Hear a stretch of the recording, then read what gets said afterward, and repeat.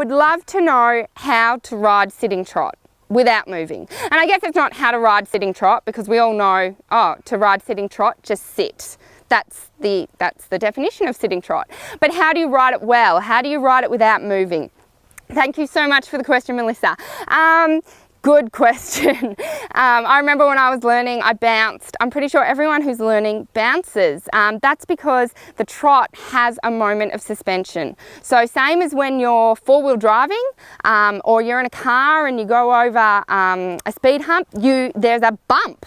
There is something throwing you out of the saddle. In the case of the trot, every stride, second stride is bump, bump, bump, bump. So it's like, okay, if something's going to be throwing you out of the saddle, what do you need to do in your body to counteract that? And what you do is you take the movement down through your ankle. So your ankle is your shock absorber. So as you trot, you'll be going down, down. So I'm really going to overemphasize it. But you'll be going and trot, trot, trot, trot, trot. Totally overemphasized. You won't be doing that. But you want to think about having all the weight down through your legs and then your ankles to take that jolt, that moment of suspension that's actually pushing you out of the saddle.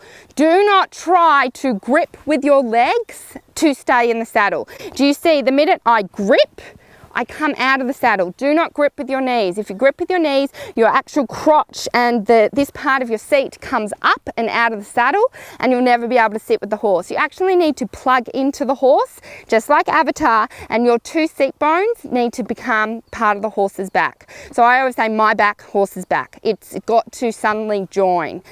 So how do you do that? Well, your stomach becomes very important. Your stomach should be sore when you're learning how to ride sitting trot. It has to engage. Now, I'm not a gym person. I don't have a six-pack. It's not that you have to, like some people say, so I should do 1,000 sit-ups or 1,000 crunches. No, that's a different muscle. A crunch is coming forward. No, not that stomach muscle. This is an engaged stomach muscle. For those of you who do Pilates, it's pulling your belly button into your spine. It's flattening your stomach so it can be strong and become like a seat belt. And not just your stomach, your obliques and your back muscle as well. If you touch yourself on your lower back and then you tense your stomach and kind of push and kind of suck your stomach and your belly button in, you should feel a bulge or a flare from your back muscle coming out. And I always get riders to feel my back if they want, because you can really feel it, and I go, that's my passage muscle, because that's me going,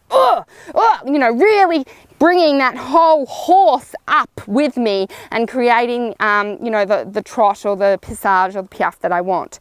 So you've got to start to isolate, and I really recommend, I hate Pilates, really do, but it's really good to learn how to isolate those muscles, those deep abdominal muscles that are going to keep you in the saddle longer. So then I can just show you while you're trotting.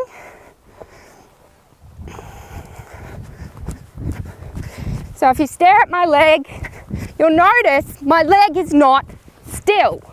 It's still, yes, it's not swinging and it's not flapping, sorry, but it has that element of movement because it simply has to, because my horse is moving.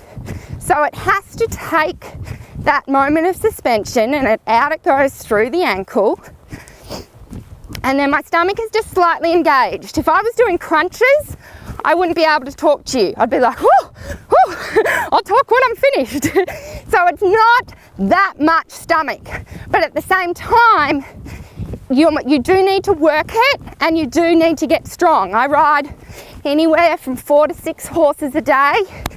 So it's strong enough to be engaged the certain amount it needs to be to keep myself still in the saddle. Now, if I tried to grip with my knees, do you see straight away I'm bouncing? Because I simply can't connect my seat and my back with the horse if I grip with my knees and kind of really try. Don't try so hard. I know it's hard, but the secret to staying in the saddle for sitting trot is relax. Now, don't relax because you'll bounce and thump around as well, but find that controlled tension, that tension you need in your stomach, your obliques, your upper groin muscles. So your really high upper thigh groin muscles, they're what suck you in. They're what keep you in the saddle. And then just the weight down through the ankles, so that can take the moment of suspension. Now, Malcolm Gladwell puts it best when he says, to be a master, you need to do 10,000 hours. You want to be a master pianist, do 10,000 hours. You want to be a master rider, do 10,000 hours. If you want to have a sitting trot that's brilliant, do 10,000 hours. So I actually coach a lot of riders that go, I can't sit trot and I can't ride.